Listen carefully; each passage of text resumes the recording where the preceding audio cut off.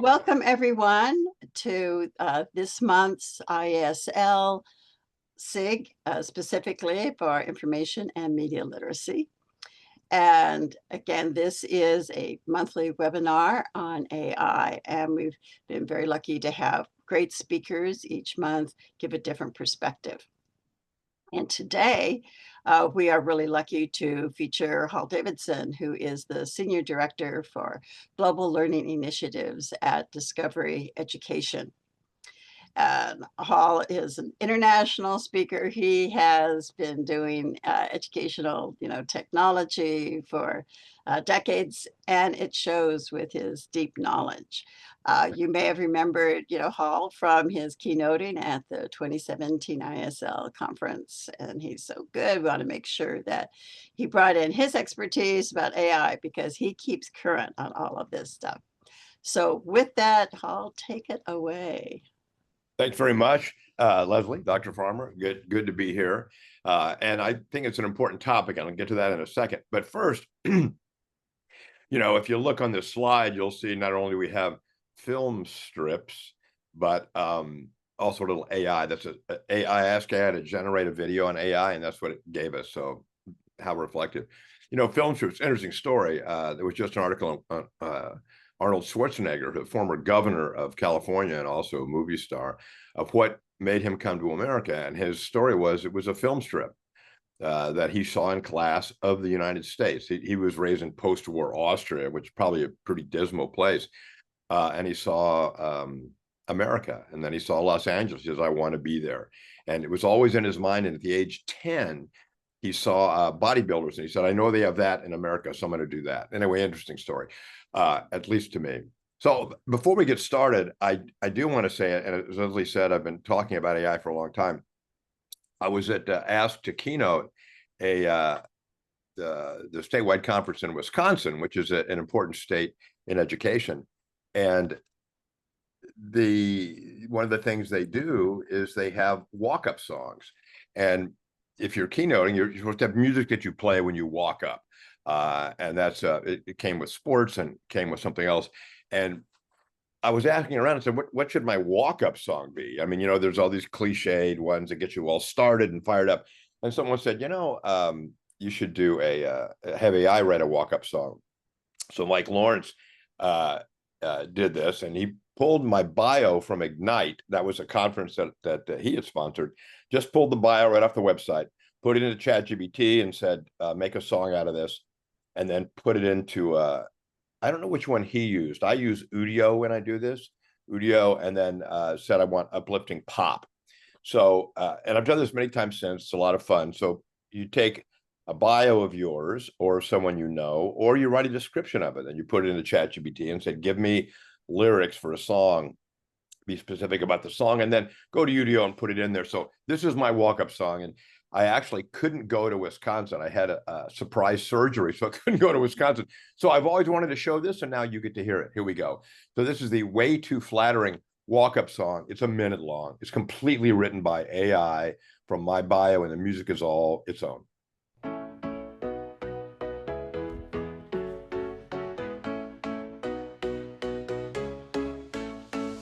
Floppy disk to the clouds so high. And taught us to fly. In every young mind, imagination grew, thanks to Hall and his visionary view. Screens came alive with endless wonder, innovation striking like thunder. Remember, you could do this. Students' minds forever inspired, fueled by Hall's electric fire. Hats off to Hall Davidson, we cheer, trailblazing pioneer year after year. With passion and fire we can't resist, education's hero, Hall on our list. There we go. That's the end out.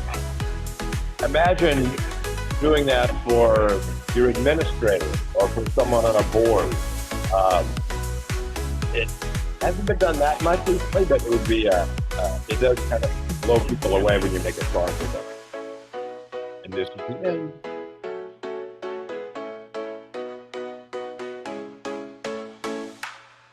And that's it. So it'd be interesting to see in the chat how many of you would be interested in doing that. But the ability to create something like that, if that became a thing you needed to go to the librarian for, that would be fantastic. Say, I want to write a song. I want to write a, it's my great uncle's birthday or something. And I want AI to write it a song because you've shown a sample to the staff. That puts the library, again, right in the center of things. And when we talk about AI, we're talking about the ability to, this is from the California School Library Association, which I've been involved with for a number of years. In fact, I don't know if you know this, I helped write the first tech plan for the California School Library Association, which was called something else back then. Anyway, users of information, creators of ideas and information, all those are very assisted by artificial intelligence. And one of the reasons why I was glad to be able to do this was school libraries are really, in my opinion, an endangered species. We really need to call the alarm out on this.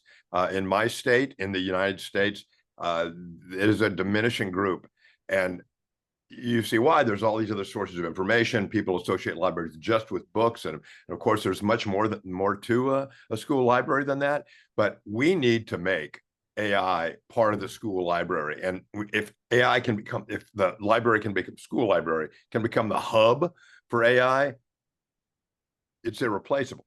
So these are 7 lists, and I'll show you in a document later where these all are. But this is the 8 really suggestions, and we go in detail on the handout on that and what they could do. And we're going to go through some of this thing, so I'm not going to read it to you. But one of the things that I think is the most obvious idea is to have the premium AIs, the ChatGPT 5s, the graphic generators that you have to pay for, $20 a month American. Those should be in the library. You do it by workstation. You just have 5 workstations. You have these great AIs, and people would come in. All right, let me go back, because I don't think I talked about this.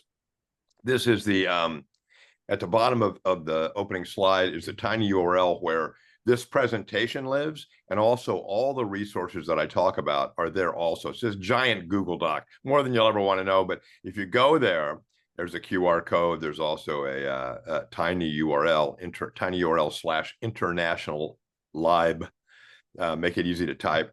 That has everything. So keep that in mind. AI, primarily, there's always debates about AI, but the thing to remember for us is a tool. Now, we don't have to know how it works or what the story is. We just have to know the potential. These are tools I have up there. Thank you, AI, for generating that list. But these pictures, but these are tools you know how to use. You use it without thinking about it. A pen, pliers, a stapler, paper clips. We know how to do that. And tools have evolved. In the school library, there used to be a card catalog. I still love finding these places. People used to come for Laserdisc. There was a media library housing there. Those things are now, we sort of evolved away from those. And because you think of it as a tool, let me show you what AI's power really is. The best example I can think of is a hammer. So a hammer is a tool. We could all use a hammer. We've never been schooled in it before, but it does a certain thing. And here's a guy that's explaining how to use a hammer. He's a roofer. My name is Wyndham Lucas. So, place the nail on a piece of wood, holding the hammer, having my thumb down the shaft or pointing directly down the shaft of the hammer. As you can see, there's the claw. Okay, a nice firm grip. And what I'm going to do is I'm going to pick up the nail, I'm going to place the nail in the piece of wood. Now watch your fingers, yeah, because this is quite a heavy hammer, and the last thing we want to do is it going down on your fingers, okay? A couple of light taps, remember the positioning, the thumb down the shaft of the hammer. Now, we don't need to go further than this, but you get the idea that was an important tool at the time. If you're a roofer now, here's what you're doing.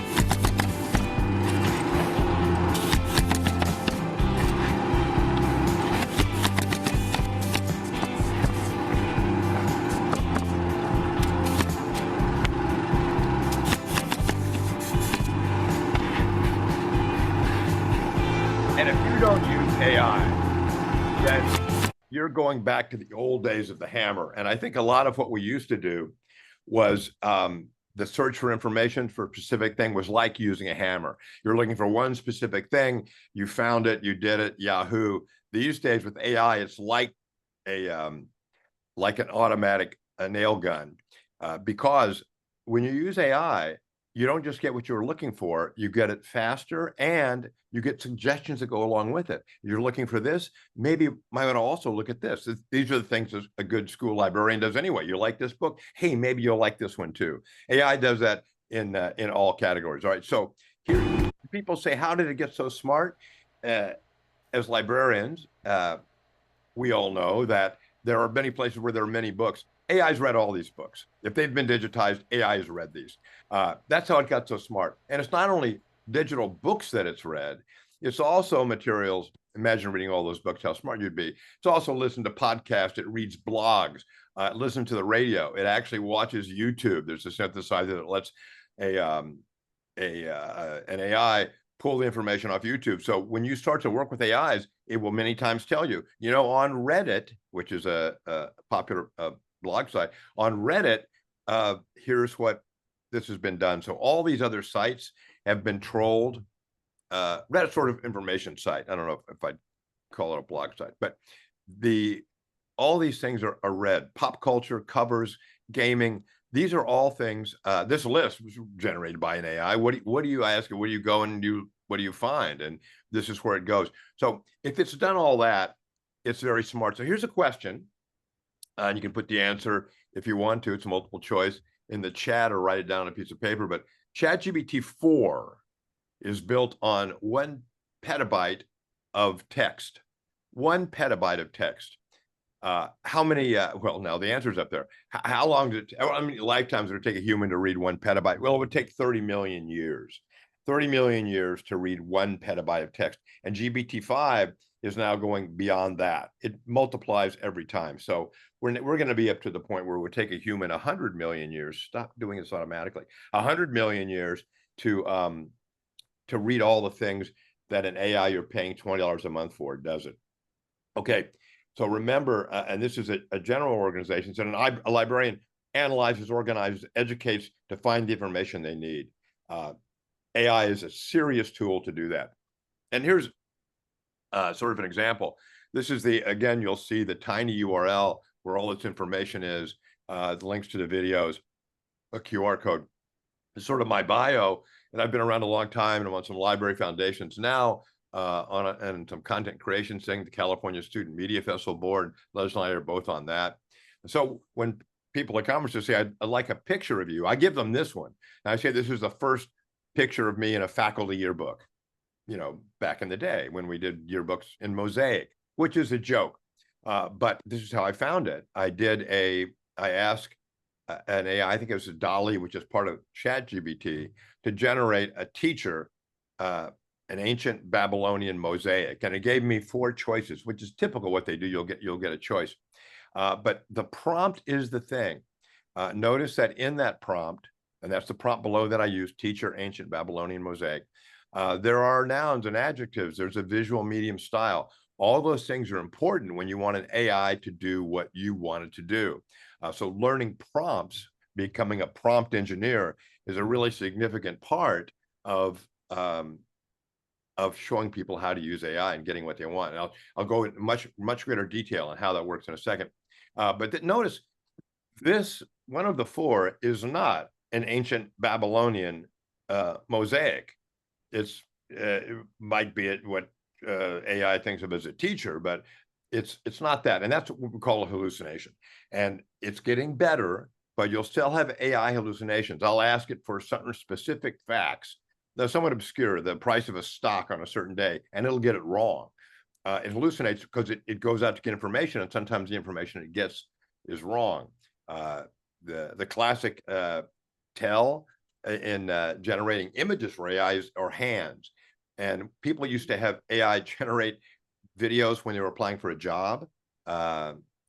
Famously, the North Koreans would do this. And so people began to ask on a video, on a Zoom interview, to show a hand, because there were spies trying to get into different companies and get information. And the best way to do this is to become an employee. And they would fabricate the perfect employee, which would be then the video interview that use in Zoom. So people would say, show me your hand, because they're really bad at hands. Okay. The prompt is the thing. And the head of the chip maker, NVIDIA, the people that really do the guts of the machines that run AIs, said AI is the revenge of the English major. And that's because it's the prompt. The more, unlike a Google search, the longer and deeper a prompt is, the better your result will be. And we'll talk about that in a second. And if you don't, you might get the wrong answer. And here's an example. I went to a large retailer. They still exist. Leslie, this is a Target store, but I asked 3 different groups of employees where the batteries are. I needed to buy a battery. And I got 3 different answers. My prompt was, where are the batteries? And each employee gave me a different answer. Aisle 31B, last side of checkout, at the end of aisle 13. So in fact, it was at the last side of the checkout aisle. But I got 3 different answers. Why? How much better could my prompt have been? And again, if we were all together, Leslie, can you think of a suggestion? Because I know I have you on here. How can I have made that a more specific prompt? We could have said what you wanted the batteries for. Could have asked like the size of a battery. You want to make sure you're saying like within this, setting or this place. Oh, so all those are good. Those are very good, because what you wanted it for, in this case, was for a flashlight. What you wanted it for is the thing that will key the AI body of knowledge. Then it'll go out to the blogs and the information sites and say, oh, maybe you could use this for this. Because then maybe they'll say, here's the best brand, or give you other information that we're looking for. Anyway, I could have said D cells. Otherwise, could be a car battery. Yeah. Could be a battery to a solar cell. Anyway, so that's it. You can make mistakes in prompts. Somebody asked for a salmon in the river, and you get this. Now, this is, could we have done a better prompt than just salmon? Yes, fish, spawning, and lots of other stuff. Here's a good example. This is from Dali, but a photo of a Samoyed dog with its tongue out hugging a white Siamese cat. Now, none of those are photos. Unlike Google, it doesn't go out and find photos of a Samoyed dog and a cat. It generates those. That's why it's called generative AI, right? ChatGPT, the G for generative. It's because these are all images that were created and created pretty quickly using a prompt. So remember, it's unlike Google, and this is what you have to tell people. It doesn't go out and find pictures, it makes you one. And if you use the same prompt the next day, you'll get usually different pictures. Here's what else a prompt can do. This is a pretty specific prompt, and it just shows you how quickly the power of AI image generation has gotten. And you can see it, colorful buildings, Burano, Italy. And actually the original prompt was misspelled. The adorable Dalmatian looks through the window and so forth. You can see what it is. And this is the image that it got. Now, what's particularly cool about this, see the people walking in the background, and they're a little suspicious, and also check the hands, but this is an animation. So with the same prompt, I suddenly have a very detailed and pretty amazing animated image. I was speaking to a group about jobs.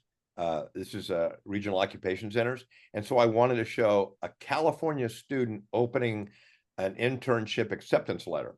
And so this is what it did, a California student. And this is pretty good. I did this on Kling, which is free.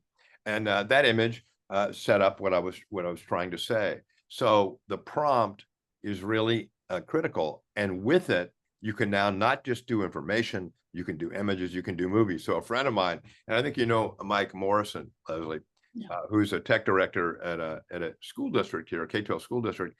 He's been playing a lot with video generation, and this is his prompt.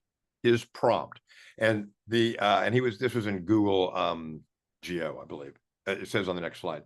But a very cinematic image. I've highlighted this stuff. I think a rugged old man, young sailor. The camera rapidly zooms out. All these instructions are part of the prompt. And when you do that, generally it's an 8-second video. You get and this is his video from that prompt. Are you AI generated? Yes, we all are, son. We ALLR. Then why can't we have a bigger boat? So that's funny. It's pretty good. Notice again how realistic these people are. And Leslie on the in the California festival, see images generated by students now that are this good. When they can't show each other, there's privacy issues, they just create a new person on AI. Notice that it said we're all, the old sailor says we're all image generated. He says we're ALL generated. That's because in the prompt, it's in caps. We have been midway through. We ALLR. So rather than that in the prompt, it meant, oh, you must want me to read this out loud. Are you Anyway, here's another one. Again, this is a image generation company showing off its stuff, but it's a video and you can see what it is. Childish woman. This is awfully good. And this is 2025. You can just imagine in 3 or 4 years what it's going to be. What does that mean? When people come in and they want information on how to use artificial intelligence, you then become the source that says it's all about the prompt. And not only that, I have, remember one of those 7 tips, I have a library of prompts on my dock. You can copy those, paste those in, and it'll help you do what you want. And I'll talk more of that in a minute. This was funny. This was an imaging company, an AI company that did that. And another company said, oh, let me show you what we can do with our software. So it took the image that was generated by company A and company B created this. The heartbreak changed me, baby. But look at where I ended Which is up. pretty amazing. Then I'm all step good after that. already, so moved on. It's scary. I'm not where you left me at Take all. a famous image like this one. Yes. One. And in this manner. We were good, we were gold. Can the dream that can Anyway, be so? You get the idea how much fun We this were is. And think about that if you're the source for making these wonderful things happen. Just like before, school libraries were the source of all the worlds and all the books and all the images and the history and the future. All that was there. That's what AI can be for the school library. We have to own it. So that's really important. Now, I did this in the one that I did playing, and here's just from their website. This is free, although they give you a little bit free than they want you to with it. But you see the prompt right in the middle. Then they'd like you to do a subscription, which would be wonderful. It was in the library. Now, I'm not recommending Kling AI as a software, but it was free, so I used it. But all this is now, there's again, the prompt, camera glides over the shoulder, reveal an epic scene. All these things are there. So here's what we were talking about before. If you are the school library and you house things that help information, or you're in a public library, same thing. You can use AI to use AI. What does that mean? It means that you can get a prompt like this. I want a certain whimsical image, let's say. And what I want, and this is what someone that comes to the library may say, I need an image. I want a group of people playing volleyball on the beach, but I don't want it to look normal. I want it to be weird and different. So you can tell the AI this, please provide more details in this text, meaning in this prompt. The idea should be crazy. And then you paste in the prompt they gave you, group of people playing volleyball on the beach. So more details in the text. This is the prompt you're writing. Give me more details. And then the AI, in this case, ChatGPT, comes back and says this. How about this? Group of people play volleyball on a sun-kissed beach, adding adjectives. A giant, adjective, pink, flamingo stands on the sand and hits the ball near the net. So you paste that prompt, which was written with you and the AI together. You now have a new prompt. So now you can push that prompt into the image generator. And in this case, it was ChatGPT, but in an image generator. And then you get this. So if someone comes in and says, I ran a really crazy image, we're having a beach party, I want it to look like fun on the invitation, what can I do? You say, let's take your basic idea and let's ask ChatGPT, the tool, let's ask it to make a better prompt to get you what you want. If you want a giant super prompt, this is from an author named Davidson, but you're a friendly helper tutor. Your job is to explain. I mean, look how long this is. And of course, this is in the handout if you want to see that, but it prompts you to make a better prompt. And if you don't have to write this yourself, you copy and paste this from my doc, paste it on your doc. I guess it's nice to give Ethan credit. Thanks, Ethan. And then when you enter that into an AI, it will begin to ask you questions that will really help you get what you want. So you're using AI, you're telling it what you want, and ask you to improve what you're asking it to do. And it'll say, oh, do this, do this, do this. So there's the handout. And if you go in, there's a section called Use AI to Use AI. And there's a whole bunch, if you can see that. It's hard to see on your screen, I realize, but prompt 1, prompt 2, these are prompts in the doc. Copy them, paste them, try them yourself. But it's what you should have on a resource site. These are ways to use AI to help you use AI. Here's an example. This is one of our California colleagues, but you can see that this is a Padlet, but it's got a whole series of prompts, presenter resources, prompts to share. If you want to write music, here's a prompt that's in there to help you write music. You want to do questions or comments or write stories, here are prompts that'll do that. So all this is in a single resource. And yes, you have the link to that in the doc. Thank you, Joe Marquez. That houses this. You can build this kind of thing. So when somebody comes in, you don't have to teach them how to prompt engineer. You can have that. There are exercises that are kind of fun to do this. If we were in person, we'd probably do this, but here's an image that was generated. I know the prompt. It was a great image generation AI called Mid Journey. Ranjit Kumar did this, but what was the prompt? It's a very striking figure, don't you think? Striking figure. So we might ask, Leslie, what do you think? What would a thing that you think is in the prompt? You have to do the whole image. Sure. So basically, you're probably saying you want a man probably in his 40s, and he's standing erect. You'll see it from his waist up. He has a lion's face that is, so you tell the color of it, you tell the color of his Okay, tie. you're doing great. You're doing great. This is the actual one. But notice she's already learned that the more detail you have, which way is it facing? Yes, it's a man. What's the age? And don't count the fingers. But so these things are good. These are all, and where do you learn what these things are? Cyber ghetto or brilliant color surrealism. Those are things you have to learn, and learning to write the prompt. Again, the revenge of the English major is that you can, the more you know about this stuff, the better. And those are resources that you can really be helpful with. So that's the kind of a fun game to do in reverse. But if you do this and you keep changing it, the image will keep changing too. Or you can say, keep this image, but give me 6 arms. And I did that, and I'll show it to you later. But here's a, strictly speaking, for library, this is a different, just comparing to artificial intelligence, is this what used to be called Bard by Apple when it first released it. But I asked Bard in its first release, then called Bard, for a reading list for a 6th grade male student, Lexile reading score of 600 in languages, Armenian at home, and heritage Armenian.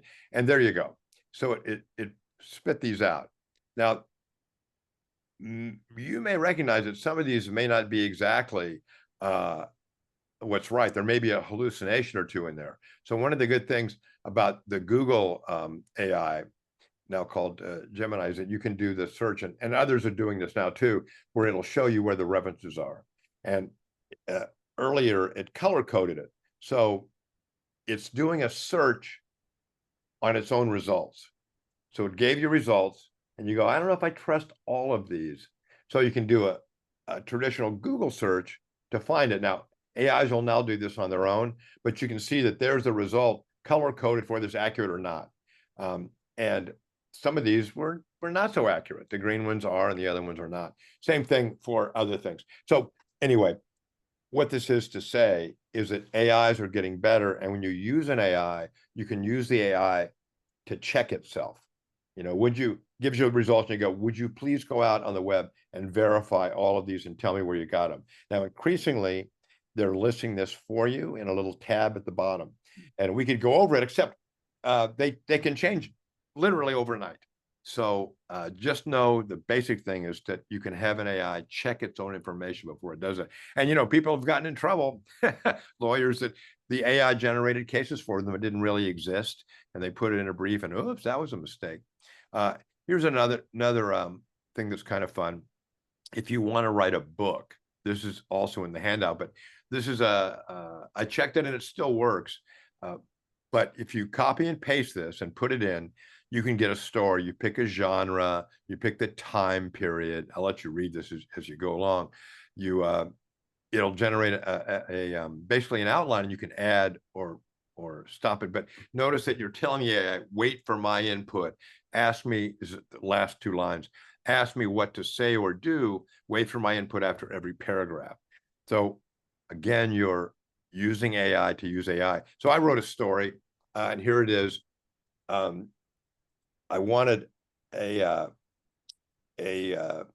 post-apocalyptic novel set in Los Angeles of a journalist going through the post-apocalyptic world. And then I asked the image, Dolly to give me an image for that. But this is, do this, and all I have to do is copy and paste it, and you can try it yourself. But these are pretty good.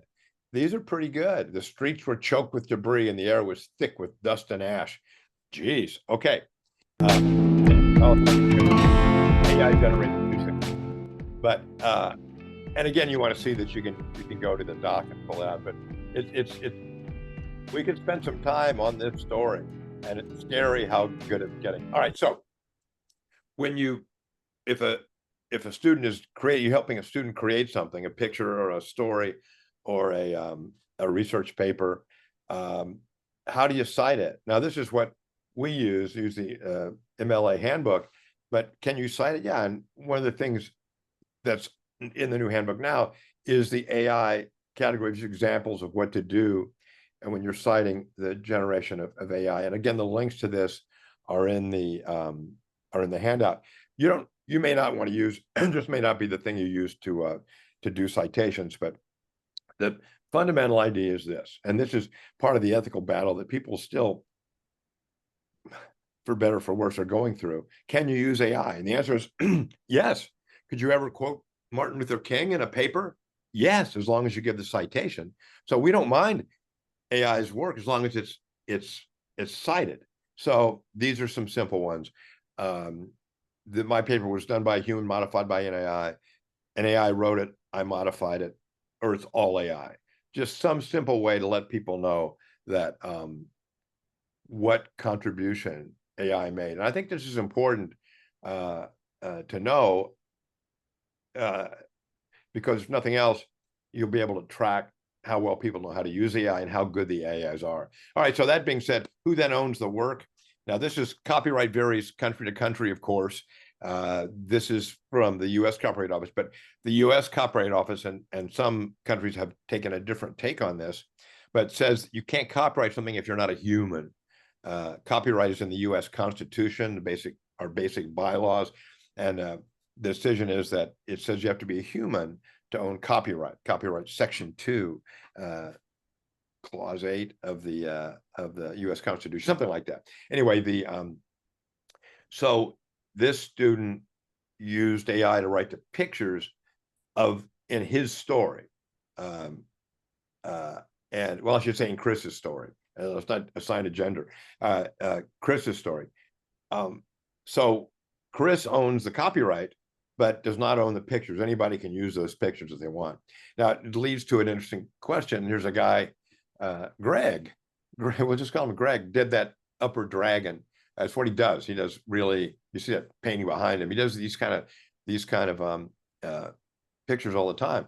When I ask an AI to generate a dragon with in front of a fiery background, its mouth open, when I described it, it gave me that dragon, which looks an awful lot like Greg's dragon. And he's suing and saying, you know, if you take my material and then use it to regenerate, you're violating my ownership of the thing, of that work. So he should be cited for this. That so far has gotten no traction in the American courts. Authors doing the same thing, because you can write a book in the style of X, Y, or Z. You can write music. There are apps that will let you in the style of a certain musician do that. AIs themselves are starting to self-correct this stuff, but it still can be done. So the question is, what's going to happen? And I'll go just quickly through this, but in the US, and it was an interesting model, I think, for the rest of the world. Back in, I think it was 1984, the makers of films, Universal, which is a major film studio, on behalf of the film agency, sued Sony on behalf of the VCR makers, saying, you're making a device that does nothing but copy our material, and that should be wrong. All you have is a machine that's a tape recorder, and you put a tuner in it so it can record anything that we put on TV over the air. Now that seems like a pretty clear case of someone copying somebody else's work. But here's what the Supreme Court said. Oh, it's okay to do that, because you're not really, when people record it, they're not making a copy of it, they're time shifting it. Meaning they're just going to watch what you offer them free over free television at a different time. So a VCR, in the view of the court, wasn't a recorder, it was a time machine. And that's how they got around it. So interestingly enough, within the next year, Universal Studio was making more money selling video cassettes than they made in ticket sales at the box office. Now that's interesting, because it might have taken 3 years for them to catch up to that. But they would have shut down what became their major source of revenue. And the court somehow saw that. So you've got one giant industry that's established, and another industry that might be giant, that you can let grow or squash. And they let it grow to everyone's benefit. So when judges or whoever decides in whatever country that you're in tries to decide whether AI can troll the internet and pull other people's information and images and styles into a new industry, is that okay? And it's an interesting discussion, because usually people split down the middle on this. But that again is why why you have these 7 tips of how it works. And let's look at those now. Again, because you want to be the source of this. If this is going to be a giant industry, let's ride that horse. So 7 tips, just briefly. List the AIs on your resource site. Try to get a computer, because the higher end, they're not so high, but the ones that charge a monthly fee do it by machine. So by IP address. So you could have those in the library. Anybody can come in and use it all day if they want to, but yeah, in the library. You want to host prompts like Joe Marquez did, strategies. In the, we didn't talk about it, but in the handout is also a list of computer science resources, Hey, I want to do that. Well, here's some resources when you might want to do that. Interviews with people who do artificial intelligence as a career. Acceptable use plan, number 5.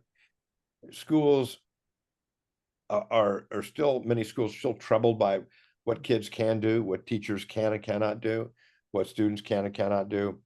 Help them do that. List your citation models, give them copyright guidelines.